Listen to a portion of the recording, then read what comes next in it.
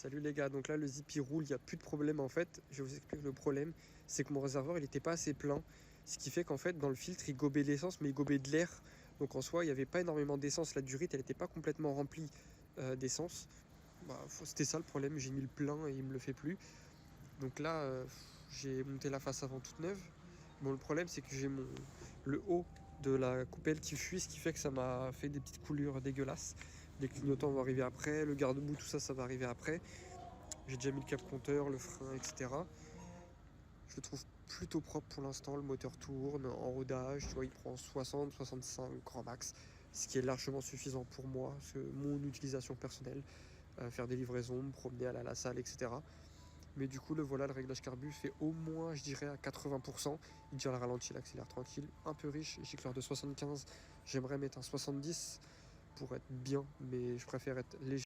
Donc là, je vous ai remonté vite fait. Hein. Bon, c'est pas serré, la Helix, elle est pas serrée et tout.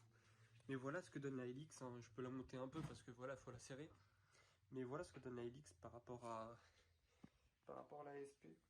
Que je peux filmer, la SP elle est là.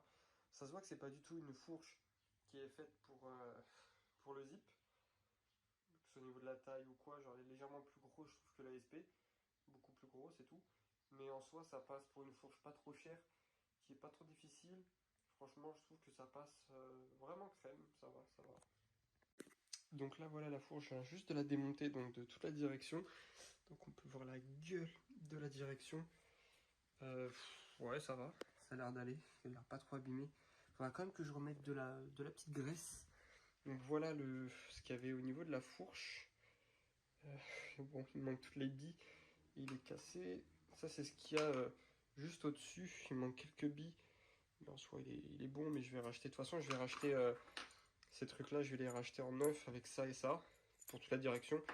Tout comme l'amortisseur, je vais m'en prendre un Yeezy, je crois que c'est YSS, une entreprise thaïlandaise, il y a ça sur Zandril, en rouge. Ce qui va être bien, je vais repeindre quand même ça, et je vais essayer de nettoyer le plus possible. Même ça, c'est comme là, ce qui est dommage, c'est que j'ai pas... je vais essayer de vous la sortir. Je sais pas si on le voit quelque part, je crois qu'elle est là. Tac. Je la mets dans l'autre sens, juste ici. Normalement, il y a ça pour la butée qui vient pour ici, pour le Neyman et faire le bloc guidon. Mais là, je l'ai pas. De toute façon, il y a des soudures. Ce qui fait que j'ai juste à, comment dire, à ressouder le truc qu'il y a, comme sur le truc ici. Je vais vous faire la lumière sur ma plus belle lumière pour vous. Ce sera peut-être mieux. Donc là, je viens de démonter, on va passer sur le moteur. Donc j'ai fixé la boîte à air, elle bouge pas. Tout comme le carbu, ça bouge pas. Mais malheureusement, pour le pot, je sais pas si on va voir. Je vais essayer de vous faire comme ça. Hop, je sais pas si on va voir du tout. Hop, on voit ici les trucs des vis sont complètement mortes. C'est marrant parce qu'il est tout neuf. Donc ça me fait un peu chier. Hop, là on voit. Donc ça me fait vraiment chier. Mais dans l'ensemble, il est plutôt bien. C'est peut-être le guidon qui est un peu chiant. J'ai des trucs parce que j'ai pas sur la batterie, par exemple, ça tient avec des riselants. Parce que j'ai pas les vis qui vont dessus. Là j'ai la plaque, il y a tout. Mais voilà la partie la plus rare. Du coup, c'est la fourche. J'en ai une autre juste là, donc c'est une Helix. Parfois, j'hésite à prendre du coup le moyeu de la Helix pour la foutre sur la Zip SP, comme il a l'air quand même en meilleur état. Tout comme le disque. Mais du coup, là, j'ai ma Helix adaptée pour Zip, avec du coup une soudure spéciale pour que ça aille sur le Zip. Là, j'ai le feu. Et donc, voilà déjà une petite avancée. Donc, je vais changer les galets. Je vais mettre ceux d'origine que je dois avoir dans la boîte qui est juste là, Poligny. Parce que ceux que j'ai, c'est des 5,8, ouais, 5,8 Poligny qui sont juste là en fait. Bah, tout simplement, ils sont beaucoup trop légers. Ce qui fait que le scooter il est à l'axel et du coup, pour un rodage, c'est vraiment pas l'idéal que ça prenne des tours quoi. Donc, voilà, petit début. Donc, on se retrouve une fois que j'aurai du coup toutes les pièces neuves et tout ça quoi. Et hop là, donc voilà, encore un colis. Après avoir démonté du coup le DR et tout ça. Là, j'ai quoi? J'ai juste des gicleurs, boîte à clapets, petits trucs. Vraiment, je voulais changer ça parce que, vas-y, mes clapets, ça a commencé un peu. Je sais pas, bon, on m'a dit que c'était pas boîte à clapets. Je sais pas l'impression. Donc, normalement, dedans, j'ai tout un bas-moteur, j'ai mon admission, j'ai pas mal de trucs comme ça. J'ai pas mal tourné de papier. Tac. Donc, on commence. Roulement. Acheté plus cher que le Vilo. Donc, on a mis roulement. Donc, SKF RMS aussi, du coup. franchement, non, ça a l'air d'être de la bonne cam, mais 55 balles. Alors que le Vilo, je l'ai acheté 42, je crois, ou le Vilo, juste à côté. Tac, on va l'ouvrir. Comment je peux l'ouvrir? Comment ça s'ouvre? Ah, comme ça. On va voir. Donc, normalement, c'est un type origine que j'ai pris, hein. Je voulais pas me casser la tête. En fait, j'essaie de vous faire le 125. Waouh. Waouh. Non, il est basse pleine, plutôt basse pleine presque. Non, en fait, on dirait vraiment un type origine, hein. C'est vraiment un type origine.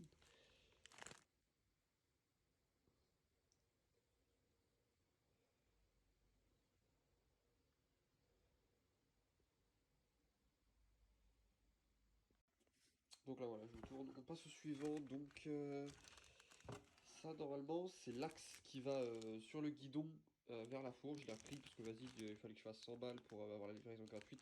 Donc, j'ai pris des vis côté. Ça, normalement, c'est la vis qui tient le frein, tout simplement, avec la butée, normalement. Parce que moi, il n'y avait plus, elle était cassée, avec le truc comme ça.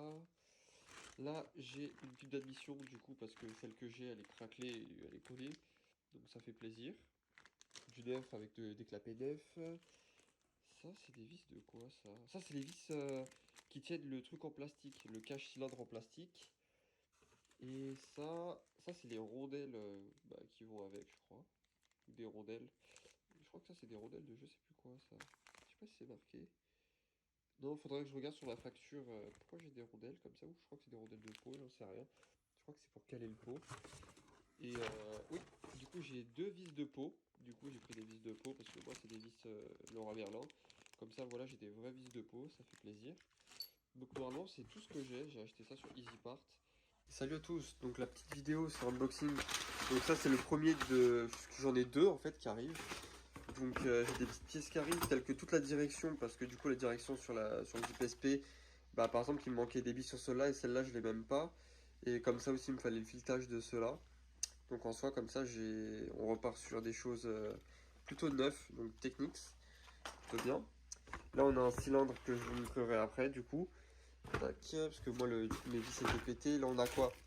Des vis de carénage. Normalement, je crois que c'est ça. Ouais, c'est les vis de carénage avec les araignées pour les carénages. On a de la pâte à joint pour le cylindre, parce que j'en avais plus. Qu'est-ce qu'on a d'autre? Les vis de peau. Et ne jamais mettre ces vis de merde. Faut mettre ça. Les petits goujons comme ça, c'est vraiment les meilleurs. Et c'est tout. Je n'avais que ça dedans. Donc, récapitulons. On a des vis de carénage, direction, enfin tout ce qui est truc de direction, vis de peau, pâte à joint et un cylindre. Donc le cylindre, on va le regarder ensemble. Donc là, c'est pas le petit de merde à 30 balles, je crois. J'ai pris celui qui est juste au-dessus, donc le Black Series. Donc là, j'ai tous les joints. Faut savoir que j'avais pas reçu le joint de culasse dans mon ancien cylindre. Je l'avais pas reçu, pas dans le DR, hein, qu'on appelle dans l'espèce de petit motoforce de merde. Donc là, au moins, j'ai ça. Et là, je fais une notice. C'est une notice. Alors, c'est une notice. Certificat. Ah, en gros, c'est un certificat comme quoi le cylindre, il est bien le truc d'origine, mais bon, la puissance, etc. Quoi, blablabla.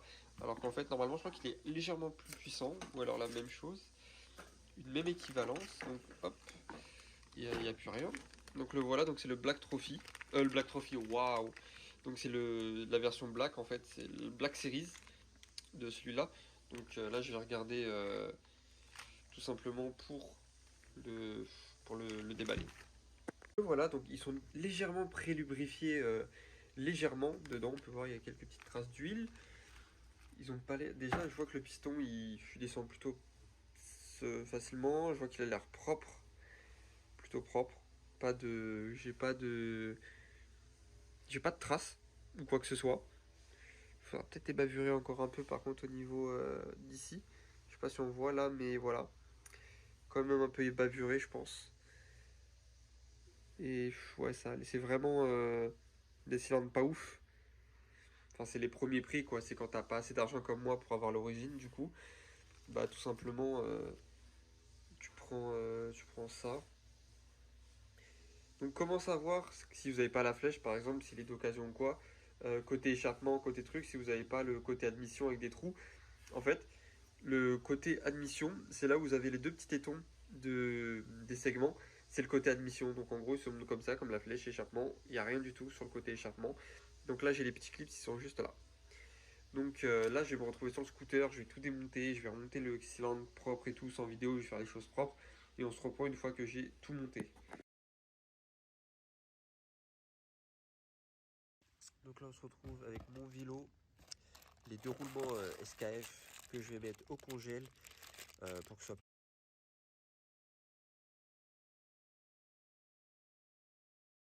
ça passe mieux, j'aurai moins besoin de chauffer, ça rentrera tout seul et ce sera beaucoup mieux. Donc on se retrouve une fois que ça sort et que je chauffe le bloc.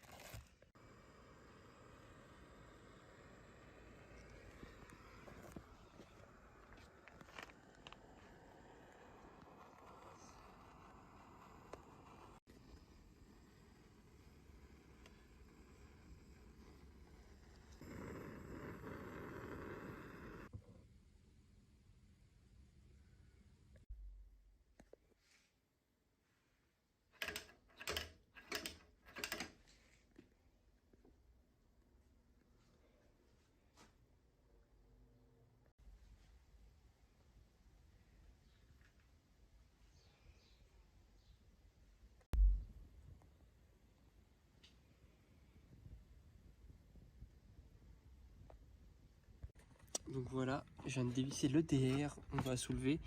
Et déjà on peut voir que c'est pas trop calaminé non plus. Mais on était plutôt riche. Enfin, moi ça, je trouve que ça se voit. On était plutôt riche quand même. Je vais retirer le cylindre et on va le regarder au soleil. On peut voir que c'est là que ça a marqué, malgré qu'il démarre. Hein. Il démarre et il roulait. Hein. Ça changeait pas la compression. On peut voir une petite trace ici quand même. Quelques petites traces, mais c'est vraiment là que ça s'est montré. Donc je pense que c'est une merde qui est rentrée plus qu'un serrage. Je pense que c'est ça. Et normalement elle est aussi présente sur le piston. Normalement elle est présente. Je sais pas si on va plutôt la voir de ce côté là. Tac. Ou c'est non, c'est quoi ces côtés alors elle était quel côté? Ok. Donc de ce côté là. Donc normalement on devrait la voir. Déjà on voit que la petite trace, il y en a une là, par là là. Et l'autre, la trace, elle est où la trace? Oh, elle n'est pas au-dessus là, voilà, on peut sortir plus. Ah, c'est juste là, que voilà, juste ici. Comme on peut voir, je pense que c'est les segments qui font étanchéité. Bon là, il n'y avait pas le clips, parce que je l'ai déjà démonté pour voir. Donc c'est tout à fait normal. Mais de ce que je vois, c'est que le bloc est propre, j'ai rien à dire là-dessus. Donc voilà pour le DR, surtout c'est ce que je voulais vous montrer. C'était là. On peut voir, bon il y a la patagement, faites pas attention, c'est que j'ai essayé de faire l'étanchéité. Mais là j'ai essayé de, la vis, il y en a une là. Et je crois qu'il n'y en a pas une ici. Mais c'est trop gros, il n'y a plus de filetage, il n'y a plus rien. Et du coup c'est juste à cause de ça que je dois le changer en vrai. Parce que du coup avec ça, ça ne changeait absolument rien du tout. Du coup là-dessus, en vrai, si j'ai juste ça à changer et il roule sans problème avec le pot que j'ai du coup refixé, qui est juste là, que j'ai refixé. Mais je pense je vais acheter le bloc liquide pour qui va être 10 fois mieux. Je pense qu'il va être bien mieux. Ça sert à rien que je réinvestisse 300 balles, 120 dans un kit, 130 dans un pot, truc pour le carbu, les deux trucs que je dois changer parce qu'en gros le bloc il est pas fou. Déjà qu'il y a un morceau qui est cassé là. Ça change rien, mais par exemple pour j'ai que deux vis qui rentrent côté allumage. Pour ce truc j'ai que deux vis qui rentrent sur les quatre. Ce qui n'empêche pas de rouler, hein. J'ai roulé avec et tout, ça bouge pas. Mais disons que c'est pas fou quoi. En vrai on peut les revoir, il y a juste à percer et à refaire le filetage en vrai. Là, il y a celle-là qui marche, celle-là, et là où il n'y a pas du coup. Parce que du coup c'est cassé. Par contre j'ai le trou de l'allumage, c'est un truc de SP. Le côté allumage, le trou il est grand en fait, je sais pas si on va le voir, je crois qu'on voit pas, mais en gros le trou est grand et le raccord de la pompe à eau en fait il rentre et ça passe tout seul. Par contre il est propre le piston malgré tout, hein. En vrai c'est propre, ça se voit, c'est une merde qui est rentrée et qui a flingué parce qu'en soi il est propre et à cause des comment on appelle, des galets trop légers, il a dû prendre beaucoup trop de tours. C'est ce qui fait que tout simplement ça, ce qui fait le serrage je pense. Parce que je sais qu'il s'est arrêté à un moment quand j'ai voulu aller mettre de l'essence. Et c'est vrai qu'il a pris beaucoup, même la boîte à cake c'était un peu dévissé, etc. Je pense que c'est ça qui a fait une amorce, c'est même pas un serrage, c'est une amorce. Et c'est ce qui va capitaliser pour cette petite partie là. Donc c'était tout pour cette fois et à une petite prochaine vidéo. Hop, petit unboxing de la face avant normalement et du cap compteur. Normalement j'ai ça. Normalement c'est ça. Heureusement qu'ils ont mis très fragile, j'ai de la chance. Le colis il a pas l'air pété ou quoi. Parce que j'avais peur avec Chronopost, en vrai de vrai. Voilà avec le petit colis La Bécannerie. Donc j'ai pris une face avant pour le zip. Et tout simplement un cap compteur et un autre tout petit truc. Donc le voilà. Cap compteur de zip SP en fait, le même que le zip. Sauf qu'au niveau de la fourche c'est pas la même chose, c'est ça qu'il faut. Donc compteur original Piaggio Zip SP. Et normalement, si je dis pas de conneries, j'ai commandé plein de bulles, ça je vais m'éclater avec ça. Normalement il est juste là. Le petit un contacteur stop pour avoir le démarreur électrique et le contacteur du frein. Normalement c'est les mêmes. Et normalement, si je dis pas de conneries, là on a une face avant origine. Enfin origine. Type origine noire mat, pas SP parce que l'SP elle était beaucoup trop chère. Beaucoup trop cher pour ce que c'est. Donc je vais vous la sortir. Donc là voilà.